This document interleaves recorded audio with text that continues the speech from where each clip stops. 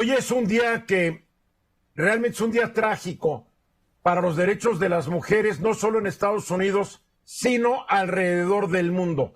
Porque muchas veces lo que ocurre en el país más poderoso del planeta Tierra lo imitan otros países.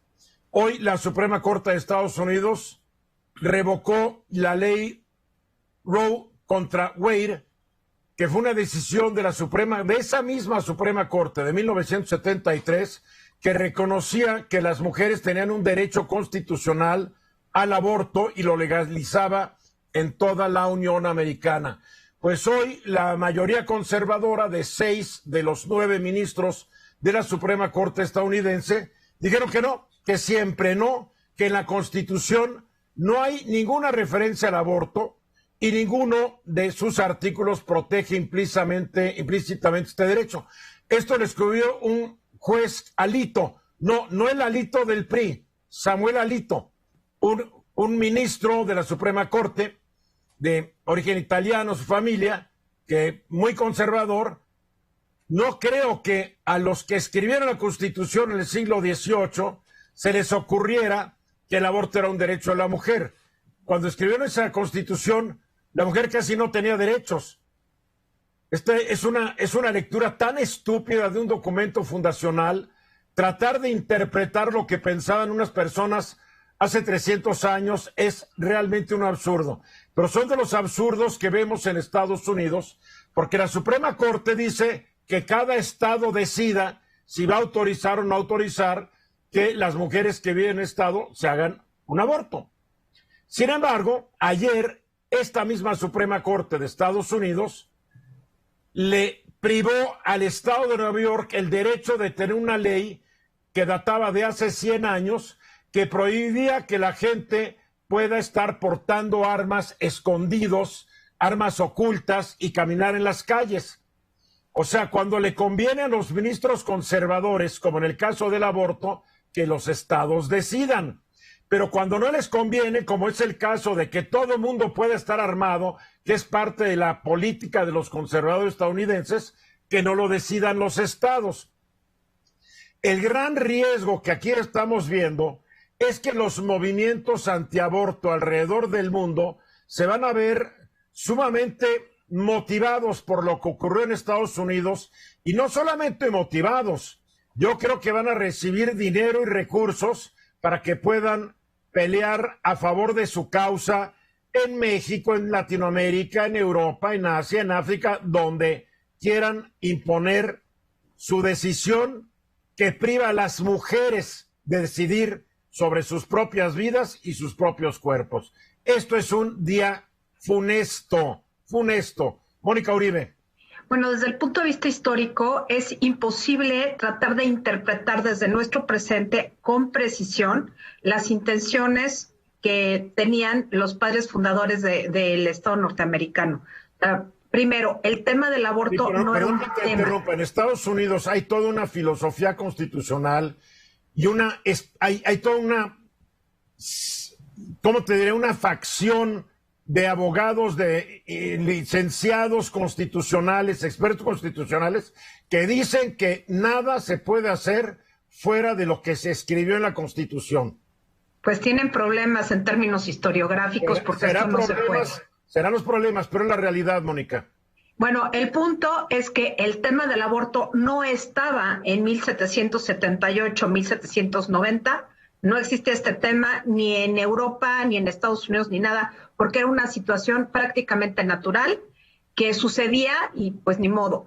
Ahora, el tema de las mujeres es lo que realmente preocupa porque se están conculcando derechos ya ganados por mujeres, y sí creo que lo más peligroso es que se exporte esta situación a otros países que han conquistado esta libertad, porque es una libertad, la libertad de poder decidir sobre el propio cuerpo.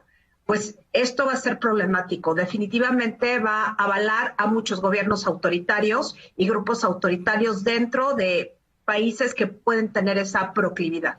Y sean de derecha o de izquierda, porque por ejemplo claro, Nicaragua, que la gobierna un chiflado que dice que habla con Dios, que es un dictador impresentable, con Daniel Ortega se prohibió el aborto en Nicaragua. Para aquellos que dicen que es de izquierda, por favor, ese no es izquierda. En Polonia se prohibió el aborto, un país muy católico, de ahí vino el Papa Juan Pablo II. O sea, hay un retroceso en muchos países. Bernardino. Y Eduardo, fíjate que yo creo que aquí el juez y la mayoría de la Corte Suprema ya de Estados Unidos, el juez Samuel Alito, se equivocó en esta interpretación porque el sistema jurídico de Estados Unidos es por precedentes. ¿Qué significa? Por sentencias. Estas dos sentencias, una la que tú mencionaste, la de 1973, hay otra también que están anulando, que era de 1992. Entonces, estas dos sentencias obviamente hacen referencia a que el aborto estaba implícito en el derecho a la privacidad. Y esto es una interpretación ya de jueces en su momento porque están interpretando esos derechos de las mujeres. Pues en este sí, caso. Entonces, se equivocaron, en la interpretación constitucional creo que se equivocaron.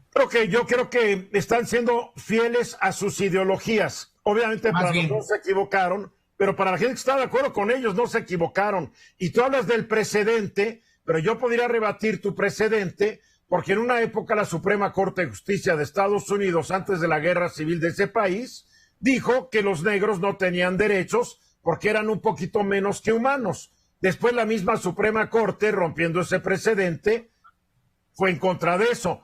No, es que esto nunca fue un precedente constitucional, Bernardino. No, Eduardo, no, pero son sentencias que emiten los jueces. Sí, no son directamente de la interpretación. Pero la Suprema Corte de Justicia tiene la última palabra en Estados Unidos, sí, en México. Sí, en fin. Sí, la tienen, la última fuente son ellos. Sin embargo, entiende una cosa y hay que entender una cosa.